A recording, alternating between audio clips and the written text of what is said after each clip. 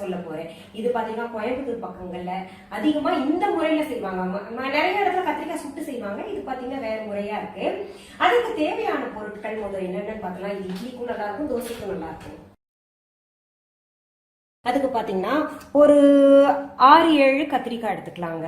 அவங்கவுங்க குவான்டிட்டி பொறுத்து இருக்கு, வீட்டுல எவ்வளவு தேவைப்படுமோ. அதுக்கு ஒரு உருளைக்கிழங்கு எடுத்துக்கலாம்.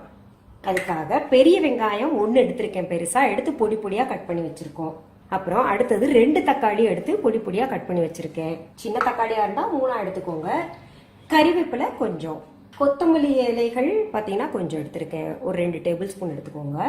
பச்சை மிளகாய் 2 முழுசா வச்சிருக்கேன். அப்புறம் புளி பாத்தீங்கன்னா ஒரு சின்ன புளியங்கொட்டை அளவு வந்து அதை எடுத்து ஊற வச்சிருக்கேன்.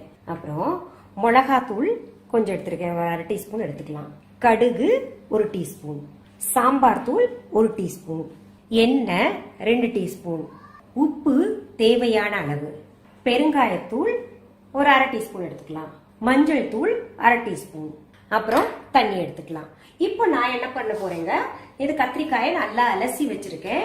இதை வந்து இந்த மேல் இது இருக்கு இல்லையா, அந்த இதை நீக்கிட்டு வெட்ட போறேன். பாருங்க, இதை நம்ம நீக்கிடலாம். நீக்கிட்டு வெட்டுற அளவு பாருங்க.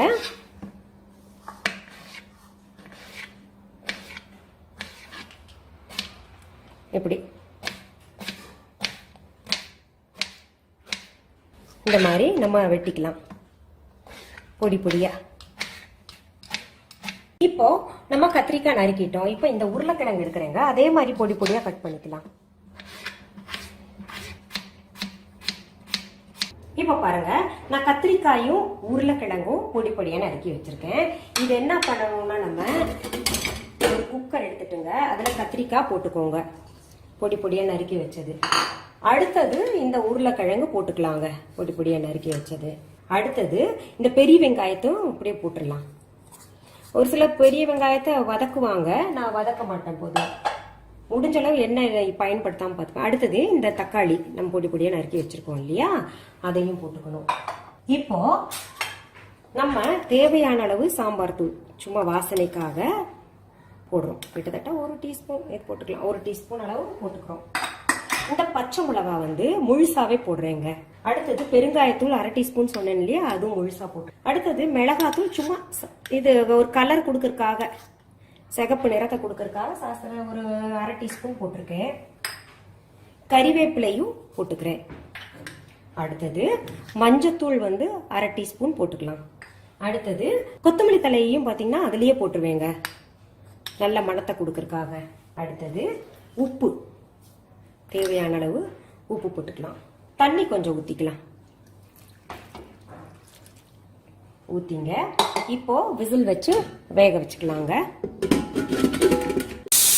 இப்போ குக்கர்ல இது வந்து ஒரு 4 விசில் 5 விசில் எடுத்துக்கோங்க. 4-5 விசில் வச்சுட்டு அடுப்பு அணைச்சிட்டு இது அடுப்புல இருந்து இறக்கி இப்படி வச்சிடலாம். கொஞ்சம் ஆறட்டும், ஆறின பின்னாடி நம்ம பார்ப்போம். இப்ப பாருங்க, குக்கர் விசில் போயிடுச்சு, திறந்து பார்க்கலாம். ஆஹா, பக்குவமா வெந்திருக்குங்க, ரொம்ப நல்லா பாருங்க. எல்லாமே நம்ம போட்டது எல்லாமே நல்லா வெந்து வந்திருக்கு. இப்ப என்ன பண்ணணும், நம்ம இதை கடைஞ்சிடலாம்.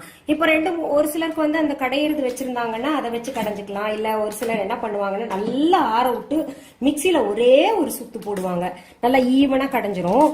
நான் என்ன பண்ணுவேன், இதாலையும் கடைஞ்சிப்பேன், மத்தாலையும் கடைஞ்சிப்பேன். அந்த கடையிறது ஒரு மெஷின் இருக்கு இல்லையா, அதுலயும் போட்டு கடைஞ்சிருவேன். பாருங்க, இப்போ இந்த உருளைக்கிழங்குல நல்லா மசிஞ்சிடணும். இப்போ இது பாருங்க, நல்லா பிளெண்ட் பண்ணிட்டோம். இந்த பிளெண்டரை எடுத்துடலாம். நம்ம எடுத்துட்டுங்க, அடுத்தது என்ன பண்ணணும்னா, நம்ம இந்த புளி வச்சிருக்கோம் இல்லையா, இதை கரைச்சு தண்ணி விட்டுக்கலாம். இப்போ இந்த புளி தண்ணி நம்ம கரைச்சி வச்சிருக்கோம் இல்லையா, அதை ஊத்திக்கலாங்க. புளி தண்ணி ஊத்திட்டேன்.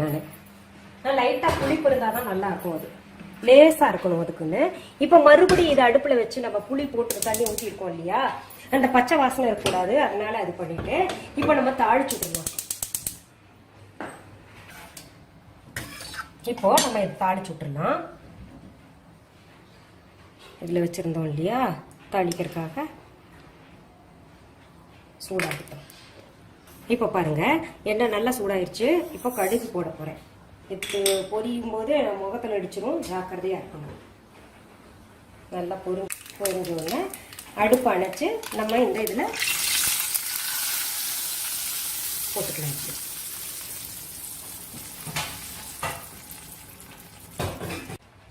பாருங்க, இது வந்து நல்லா கத்திரிக்காய் சட்னி அந்த நல்ல பதத்தில் வந்துருச்சு.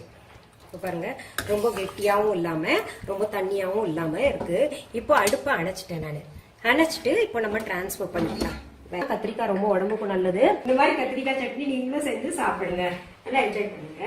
அன்பான வாடிக்கையாளர்களே, உங்கள் விஹா ஸ்டோரில் பூஜை பொருட்கள், சிலைகள், ராசிக்கற்கள், வாஸ்து பொருட்கள், விதைகள், பாரம்பரிய அரிசி வகைகள், சிறுதானியங்கள், ஆர்கானிக் பொருட்கள், மூலிகை எண்ணெய், மளிகை பொருட்கள், மரச்செக்கு எண்ணெய், மரப்பொருட்கள், வெள்ளி ஆபரணங்கள், கிஃப்ட் ஆர்டிகல்ஸ், காட்டன் மற்றும் பட்டு புடவைகள், காட்டன் சுடிதார்கள், பட்டு பாவாடை, குழந்தைகளுக்கான விளையாட்டு பொருட்கள், ஹை குவாலிட்டி இமிடேஷன் நகைகள், வீட்டு உபயோக பொருட்கள், ஜூட் பேக்ஸ், ஹேண்ட்மேட் சோப்ஸ், அழகு சாதன பொருட்கள், சிறுதானிய பிஸ்கெட்டுகள், ஹோம் அப்ளையன்சஸ், இன்னும் பற்பல பொருட்கள் விற்பனைக்குள்ளது.